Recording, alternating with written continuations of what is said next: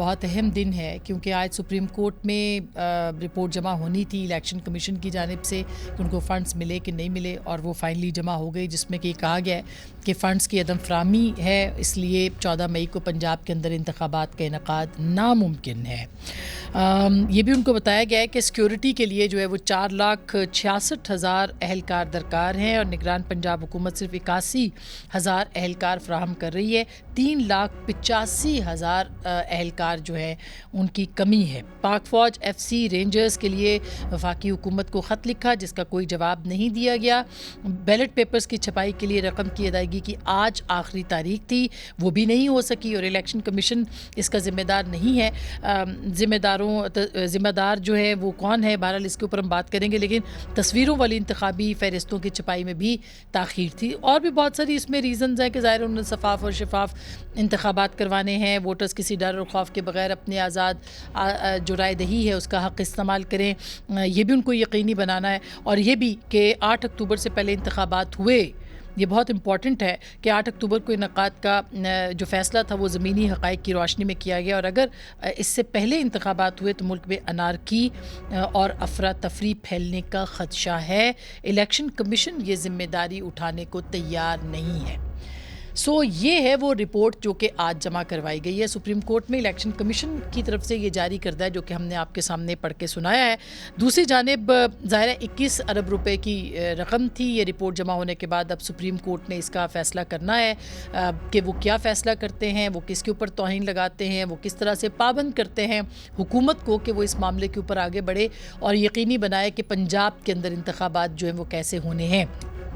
یہ بھی سوال اٹھایا جا رہا ہے کہ صرف پنجاب کے اندر انعقاد کا مسئلہ ہے یا کہ خیبر پختونخوا میں بھی یہ معاملہ جو ہے وہ سامنے آنا چاہیے تھا، مگر تاحال اس کے حوالے سے جو ہے وہ سپریم کورٹ میں پنجاب کی ہی بات کی گئی ہے۔ دوسری جانب کل ایک بہت اہم اور دلچسپ اور غیر معمولی جو واقعہ ہے وہ ہوا ہے، یا ایک ڈیولپمنٹ ہوئی ہے جو کہ آپ کے سامنے رکھنا ضروری ہے کہ D G I S I اور ڈی جی ایم آئی ان کے ساتھ ہمراہ تھے ڈی جی ایم او، یعنی کہ جو آپریشنز کو لک آفٹر کرتے ہیں، اور سیکٹری دفاع، ان کی ملاقات کل چیف جسٹس کے چیمبر میں ہوئی، اور ان کے ساتھ چیف جسٹس صاحب کے ساتھ دو مبینہ طور پر دو اور جج صاحبان بھی جو تھے وہ موجود تھے۔ اچھا، کچھ حلقے اس کی تصدیق کر رہے ہیں اور کچھ حلقے اس کی تردید کر رہے ہیں، تاہم سپریم کورٹ کی طرف سے ابھی تک واضح تردید نہیں آئی، لہٰذا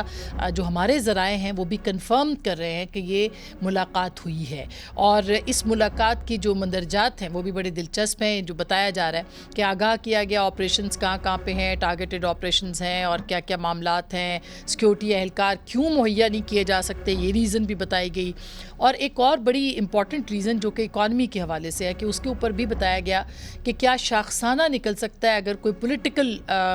یا جو صورتحال ہے یہ کسی کرائسس کی طرف بڑھتی ہے، کیونکہ پاکستان کی معیشت کو دیوالیہ ہونے کا خطرہ ہے۔ اس طرح کی بات بھی جو ہے وہ وہاں جو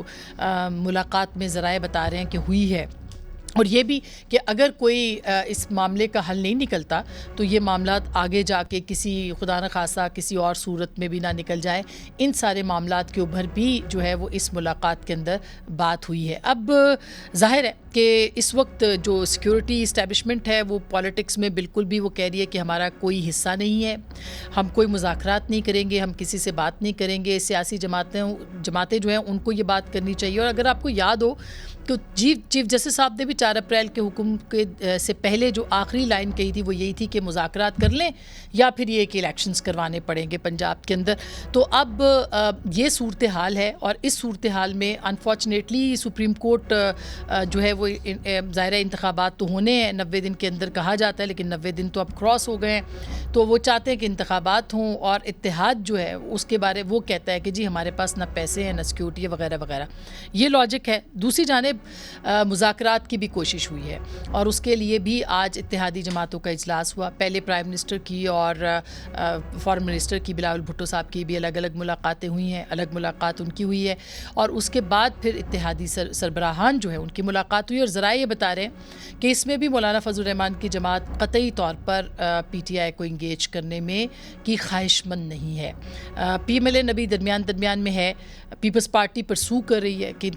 اس پہ بات ہونی چاہیے۔ بلوچستان کی کی جماعتیں بہت بیٹر نظر آئیں جو آج کی جو ملاقات تھی اس کے اندر.